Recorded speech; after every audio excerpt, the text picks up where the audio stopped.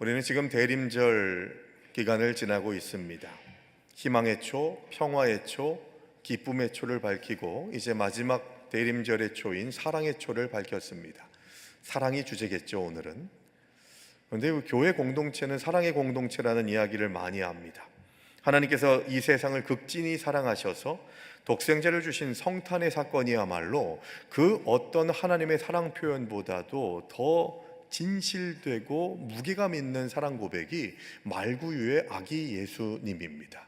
그 아기 예수님을 나를 향하신 구원자로 고백하지 못하게 된다면 그 사랑을 죽기까지 사랑하기 위해서 이 땅에 오신 예수 그리스도를 만나지 못한다면 우리는 사랑의 사람이 될 수가 없는 것이죠. 그리고 그 사랑, 예수 그리스도가 죽기까지 사랑해 주신 그 사랑으로 인해서 이 땅에 태동한 공동체가 교회입니다. 그래서 교회는 그리스도의 사랑을 품는 공동체가 되어야 하고 소개하는 공동체가 되어야 하고 그 사랑으로 풍성한 공동체가 바로 교회라는 것을 잊어서는 안 되는 것이죠. 그런데 문제는 뭡니까? 그 사랑이 우리의 신분증이 되어야 하는데 그걸 잊어버렸어요. 사랑하는 자가 되지 못하고 평가하고 판단하고 미워하고 시기하고 질투하는 자가 되어버렸기 때문에 오늘 설교의 제목처럼 사랑은 세상이 우리를 알아보는 신분증입니다 라고 하는 그 의미를 우리가 더욱더 확신하며 하나님의 뜻대로 부르심을 받은 자답게 사랑이 뚝뚝뚝 떨어질 수 있는 그런 하나님의 백성들이 되기를 소망하면서 대림절 넷째 주일을 맞이할 수 있게 되기를 주님의 이름으로 축원합니다. 하지만 안타깝게도 오늘날 많은 사람들이 교회를 보면서 사랑을 떠올리기보다는 실망과 상처를 많이 받습니다. 사랑의 종교라 불리는 기독교가 정작 세상 사람들에게는 가장 배타적이고 사랑 없는 집단으로 치부되고 있다는 것이죠. 최근 목회 데이터 연구소에서 발표한 조사에 따르면 교회를 떠난 신앙생활을 하지 않는 일명 가나안 성도들에 대해서 설문을 한 게 있습니다. 가나안 성도 뭔지 아세요? 가나안 성도. 가나안, 요걸 뒤로 하면 어떻게 됩니까? 안 나가. 안 나가 성도들을 가나안 성도들이라고 얘기하거든요. 나 교회 안 나가. 왜일까? 라고 하는 걸 물어봤더니만 첫 번째 1위가 목회자에 대한 불만이래요. 제가 잘해야겠죠. 주여, 황성국 목사 정신 차리게 하여 주시옵소서. 그래야 돼요, 제가 제 스스로. 그런데 두 번째가 뭐냐면요, 교인들과의 관계적인 갈등 때문에 교회 못 나오겠다라고 하는 그런 이야기를 많은 분들이 한다는 겁니다. 여러분, 이 부분을 무겁게 받아들이셔야 됩니다. 내가 하고 싶은 거 다 얘기 다 해버리고 관계의 문제들에 대해서는 아랑곳하지 않고 옳고 그름의 문제를 말하는 곳이 아니에요. 교회는 은혜의 공동체인 줄로 믿습니다. 이제까지 나를 이만큼 은혜로 용납해주고 감싸주고 인정해준 사람들이 있기에 여기까지 올 수 있었던 거지. 건건이 다 평가하고 판단하면 누가 살아남겠습니까? 네가 헤아리는 그 헤아림으로 내가 너를 헤아리리라 라고 하는 그 말씀을 우리는 기억해야 합니다. 배려 부족과 이기적인 태도가 비그리스도인들이 그리스도인들을 보게 될 때에 느끼게 되는 그런 덕스럽지 못한 모습이라는 것을 우리는 대단히 많은 사례들을 통해서 확인하게 됩니다. 제가 신학생 때였어요. 대학교 다닐 때 20대 초반이었는데 서울에서 지하철을 타고 가는데 잊혀지지 않는 장면이 기억이 됩니다. 환승하는 곳이어가지고요, 많은 사람들이 타고 내리는 그런 역에 도착을 했습니다. 저는 서서 이렇게 딱 있었는데 저한테 한 5m 정도 떨어져 있는 옆에 있는 의자 쪽에 문이 딱 열리고 사람들이 내린 다음에 갑자기 뭐가 툭 소리가 나더라고요. 그래서 봤더니만 가방 하나가 던져져 가지고 의자에 탁 박히는 거예요. 벌써 뭔가를 아시는 것 같은데, 아줌마가 50대 중후반 정도 된 아줌마가 야구 선수가 공 던지듯이 탁 던져가지고 먼저 맡아놓겠다는 의도인 거죠. 가방이 딱 떨어졌습니다. 그러고 난 다음에 이어서 그 육중한 몸이 그 의자에 딱 앉는 거예요. 그것까진 괜찮은데 그 다음에 나오는 말이 저를 참 창피하게 했습니다. 권사님, 일로 와. 내가 자리 맡아놨어, 권사님 자리도. 저는 그분을 알지 못해요. 근데 그거, 참, 보니까 구역 예배 드리고 오신 것 같아요. 예? 신방 가방 있잖아요. 신방 가방. 거기 성경책 들어있지 않았겠습니까? 그걸 탁 던져가지고. 예?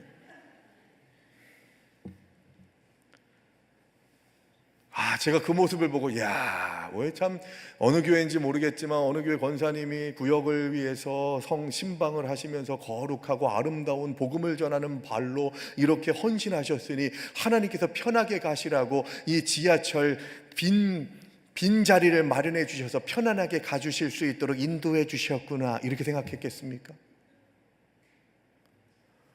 부끄럽더라고요. 제가 아는 사람들이 아님에도 불구하고 그 다음에 권사님 일로 와, 내가 자리 맡아놨어 하는 그 얘기가 얼마나 믿는 자로서 부끄러운지.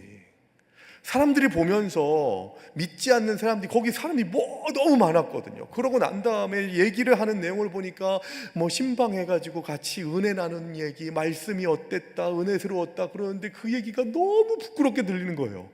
뭐 때문에요? 가방 던지고 권사님 일로 와 하는 그 얘기가 다른 사람들이 예수 믿는 사람들은 저러는구나 하는 그런 생각들을 할 수밖에 없게 만드는 거친 모습들이 보이게 됐던 것이죠. 이게 우리의 현주소 아닙니까, 여러분? 마르다회 드보라회가 매년 성탄절이 되면 여기 있는 것처럼 선물을 준비해요. 이게 다 과자들이에요, 과자들. 예? 뒤에도 보시면 많이 있습니다. 그걸 하나하나 다 포장해가지고 과자를 준비하셨어요. 여러분 혹시 이거 보면서 그런 생각 안 드십니까? 저는 그런 생각이 들던데, 크기가 달라?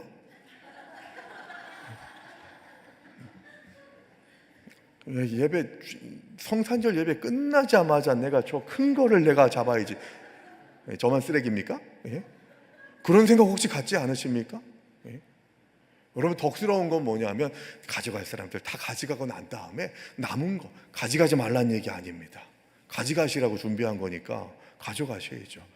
근데 큰 거 가져가려고 그냥 이러면 내년부터는 없애버릴 겁니다. 미국의 기독교 작가인 필립 얀 씨가 그의 책에서 이렇게 썼습니다. 오늘날 교회는 은혜가 사라진 것, 서로를 판단하고 정죄하는 율법의 법정이 되어버렸다고 그렇게 얘기해요. 우리 지금 그렇게 되지 말아야 됩니다. 여기는 법정이 돼가지고 옳고 그름을 가리는 것이 아니라고요. 은혜가 있는 곳이 돼야 된다고요. 은혜로 운영되는 곳이 교회가 돼야 된다고요. 세상 보니까, 회사 보니까, 학교 보니까, 기관 보니까 이렇게 운영하더라, 그런 말 하지 마세요. 교회는 세상의 논리로 운영되는 곳이 아니에요. 은혜가 떨어지면 교회는 교회될 수가 없습니다. 사랑에서 모인 공동체인데 왜 우리는 서로 사랑을 하지 않고 상처를 줄까요? 세상은 우리에게서 사랑을 느끼지 못하는 때를 지금 우리는 경험하고 있습니다. 그 이유가 뭐냐 하면, 우리는 사랑이라는 신분증을 잃어버렸어요. 너 사랑해야 돼. 내가 너를 사랑했으니 너는 사랑으로 충만한 삶을 살아야 된다고. 나의 정체성이 사랑이 되어야 하는데, 그 사랑이라는 신분증을 교회 공동체가, 성도들이, 저와 여러분들이 잃어버리게 됐다는 겁니다. 초대교회 교부인 터툴리안이 그때 당시에, 이 터툴리안은 1세기, 2세기 교회 공동체를 책임졌던 감독이었거든요. 근데 그 터툴리안을 통해 가지고 어떤 기록이 남아 있냐면, 그때 당시에 비그리스도인들이 그리스도인들을 보고 교회 공동체를 볼 때 그들이 이렇게 인정을 했다는 거예요. 보라, 그리스도인들이 서로 얼마나 사랑하는가를. 믿지 않는 사람들이 믿는 교회를 보면서 이렇게 평가를 했다니까요. 봐라, 저들은 서로 사랑해. 다른 건 모르겠는데 저들은 사랑 안에서 살아가는 자들이야. 그걸 믿지 않는 자들이 인정했다는 거예요. 사랑은요, 교회가 보여줄 수 있는 유일한 신분증입니다. 그걸 잃어버린다? 복음이 전해지지 않아요. 지금 우리는 그 시대를 살고 있습니다. 우리가 사랑을 보여주지 못하고 사랑을 실천하지 못해서 전해지는 복음이 매력적이 되지 못하게 될 때가, 예수 그리스도에 대해서 관심 갖지 않는, 너같이 예수 믿는 거면 난 안 믿을란다 하는 생각을 갖게 되는 이유가 사랑이라는 신분증을 잃어버렸기 때문이라는 것을 기억해야 됩니다. 오늘 대림절 넷째 주일 스바냐 선지자를 통해 주시는 말씀을 통해 잃어버린 사랑의 신분증을 되찾고 아기 예수를 맞이하는 진정한 사랑의 공동체가 되시기를 주의 이름으로 축원합니다. 그래서 저는 첫 번째로 이 사랑의 신분증을 회복하기 위해서는 우리가 해야 될 첫 번째 일이 무엇이냐? 우리의 신분을 알아야 한다는 겁니다. 내가 누군가 이걸 알아야 된다고요. 그러려면 오늘 본문 17절을 다시 한번 보셔야 됩니다. 17절 말씀 너무 귀한 말씀이고 잘 아시는 말씀이죠. 같이 읽습니다. 너의 하나님 여호와가 너의 가운데 계시니 그는 구원을 베푸실 전능자이시라. 그가 너로 말미암아 기쁨을 이기지 못하시며 너를 잠잠히 사랑하시며 너로 말미암아 즐거이 부르며 기뻐하시리라 하리라. 아멘. 이 말씀을 여러분 암송하시기 바랍니다.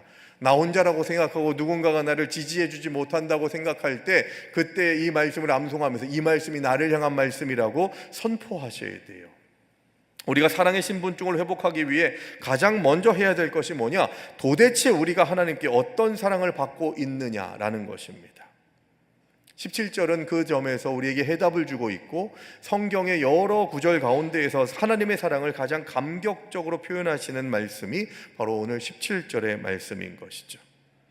여기에서 우리가 주목해야 될 것은 너의 가운데 계신데요. 낙심과 절망의 상황 가운데에 있고 내가 사랑받지 못할 만한 이유가 충분히 많이 있어서 내가 내팽개쳐질 수밖에 없는 상황과 상태에 있지만 내가 너의 가운데에 있겠다고 말씀하시죠. 여러분, 아기 예수님이 탄생하실 텐데 그 이름을 임마누엘이라 하라라고 그렇게 말씀하고 있습니다. 임마누엘 뜻 뭐예요? 우리와 함께 하시는 하나님. 나와 동행하시는 하나님이시기에 우리는 주님으로 인해서 담대할 수 있습니다. 기뻐할 수 있게 되는 것이죠. 우리는 하나님과 동행하는 믿음의 백성들입니다. 그리고 그 하나님께서 우리를 어떻게 보신대요? 기쁨을 이기지 못하신대요. 어쩌면 좋아. 아이고 사랑스러워라. 누가 그럴까요? 할아버지 할머니들. 아들내미 딸내미를 아기가 나와가지고 아들을 낳게 되고 딸을 낳게 됐을 때 처음에 봤을 때 똥 싸도 아이고 잘 쌌네 칭찬받을 일 아니잖아요. 칭찬하고 그냥 용납해주고 인정해주고 사랑을 쏟아내는 거죠. 다 그런 사랑을 받는 시간들을 받았거든요. 그거예요, 여러분. 여기서 기쁨을 이기지 못한다고 하는 이 히브리어 표현을 보면요, 가장 최상위의 감정에 충만한 상태를 표현하는 단어를 씁니다. 그러니까 막 예쁘고 귀하고 사랑스러워서 어쩔 줄 몰라 하는 그 하나님의 모습이 기쁨을 이기지 못하시며 라고 하는 말씀의 의미라는 겁니다. 사랑하는 여러분, 우리는 누구라고요? 하나님을 춤추게 하는 존재라고요. 하나님을 기쁘시게 할 수 있는 존재라고요. 아기 예수가 구유에 오신 이유는 하나님께서 여러분을 향한 사랑의 그리움을 견디지 못해서 하늘 보좌를 박차고 나를 만나기 위해서 오신 놀라운 사랑 고백의 사건이라는 것을 기억해야 합니다.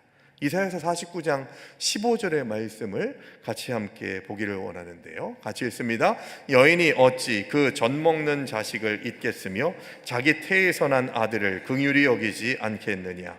그들은 혹시 잊을지라도 나는 너를 잊지 아니할 것이라. 아멘. 이 말씀이 누구를 향한 말씀이에요? 나를 향한 말씀이에요, 여러분. 그 누구도 아닌 나를 향한 말씀. 너희는 나를 잊을지라도 나는 너희를 잊지 아니하리라. 아이를 젖먹이는 어미의 마음으로 내가 너를 잊지 않으리라. 그런데 여러분, 이 은혜, 이 사랑을 누가 받는다고요? 우리는 계속해서 이런 말씀을 들을 때마다 내가 뭔가를 하나님께 칭찬받은 일들을 잘 하면, 그러면 이 말씀이 나를 향한 말씀이지 하는 생각을 갖습니다. 여러분, doing의 문제를 가지고 얘기하면 우리는 무너질 수밖에 없어요. 지금 반짝 뭔가를 하더라도 그게 지속적이지 못할 때가 얼마나 많이 있습니까? 그래서 하나님은 우리에게 뭔가를 하는가를 보시는 doing의 문제로 접근하시는 게 아니라 존재 자체로 being의 문제로 얘기하시는 거예요. 존재.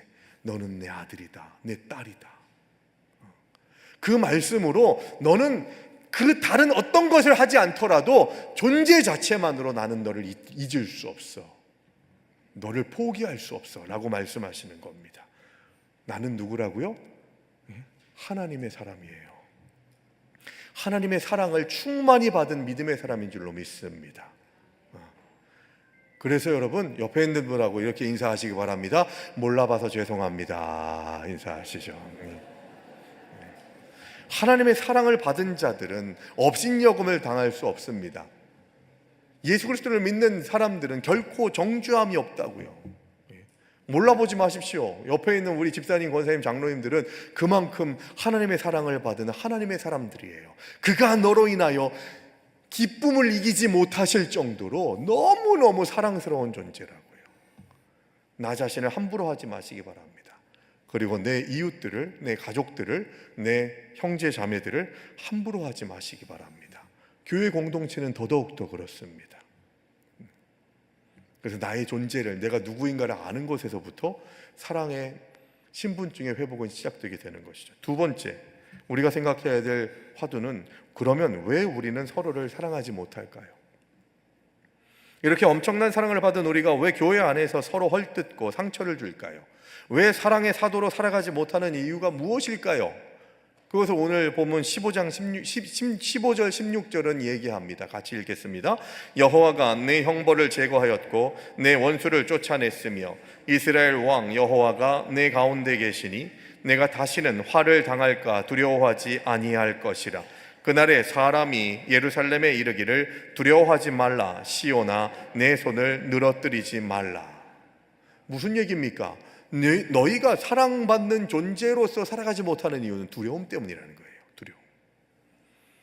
스바냐서의 말씀은 거듭해서 두려워하지 말라고 선포합니다. 당시 백성들은 두려움에 사로잡혀 있었어요. 무너질 것이라고 하는 것, 우리가 위태롭고 나라가 망할 것이라고 하는 생각들, 그것을 스바냐가 선포했지만 급격하게 14절 오늘 본문부터 회복의 메시지를 선포하십니다.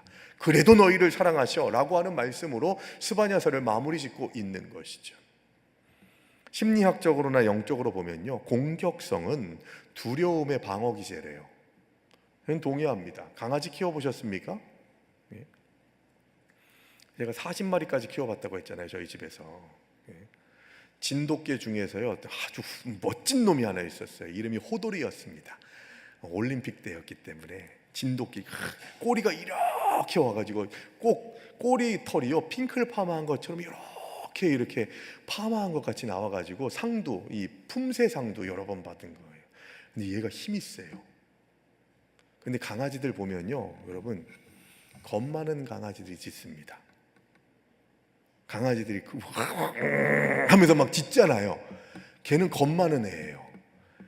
힘있고 야 내가 누구를 대해도 내가 이길 수 있어 하는 강아지들은, 걔들은요 절대 짖지 않습니다. 그 호돌이가 그랬거든요. 아버지가 이렇게 데리고 다니다가 옆에 강아지가 이렇게 개가 지나가면 막 짖어요. 그러면 얘는 가만히 지켜봅니다. 이러지도 않아요. 가만히 보다가 갑자기 뛰어들어 팍 물어버립니다. 여러분, 우리가 두려움에 빠지게 되면 우린 시끄러워져요. 쓸데없는 얘기들을 하게 돼요. 판단하고 평가합니다. 그러면 내가 그 사람보다 위에 있다고 생각해요. 두려움을 내려놓을 수 있어야 됩니다. 하나님의 사랑에 대한 확신이 희미해지면 사람은 본능적으로 자신을 방어하게 돼 있어요. 타인을 공격하거나 타인의 사랑을 갈구하면서 질투하고 평가하고 판단하게 돼 있죠. 그러므로 여러분, 우리는 하나님의 사랑을 받는 것에는 익숙하지만 주는 것에는 인색할 때가 정말 많이 있어요. 그래서 내 안에 하나님의 사랑으로 충분하다라고 하는 그런 자신감이 있으셔야 됩니다. 나를 사랑하시오.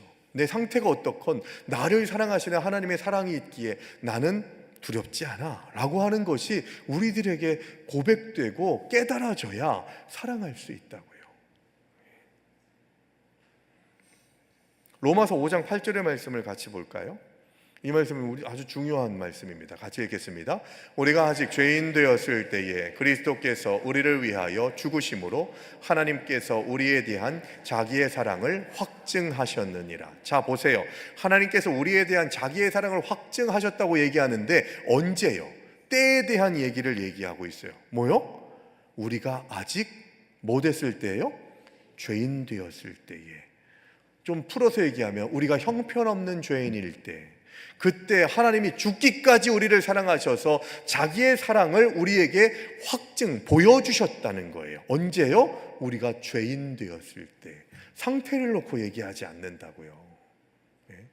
그런데 우리는 그 상태가 형편없고 죄인 되었을 때 죽을 수밖에 없는 형편없는 죄인의 상태 가운데 있었던 그때에 나를 죽기까지 사랑하신 사랑을 받아놓고 나는 왜 아직 죄인 되어 있는 사람을 평가하고 판단합니까?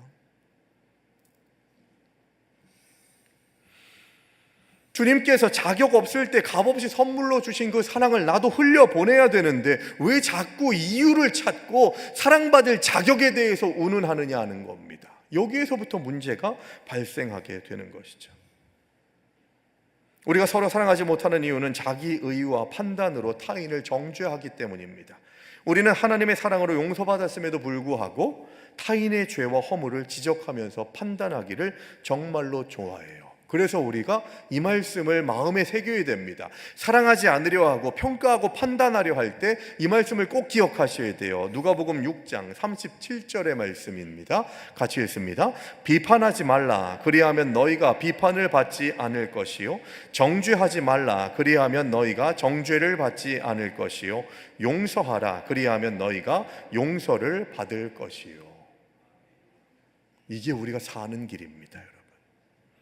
주님께서 심판주로 오시게 됐을 때, 오늘 지금 읽은 누가복음 6장 37절의 말씀을 보면 누군가를 평가하지 않고 비판하지 않고 정죄하지 않고 용서하면 우리도 그 정죄하고 용서한 만큼 주님께로부터 용서를 받게 된다는 것이죠. 이게 우리가 재림의 날을 기다리면서 해야 될 일이라고요.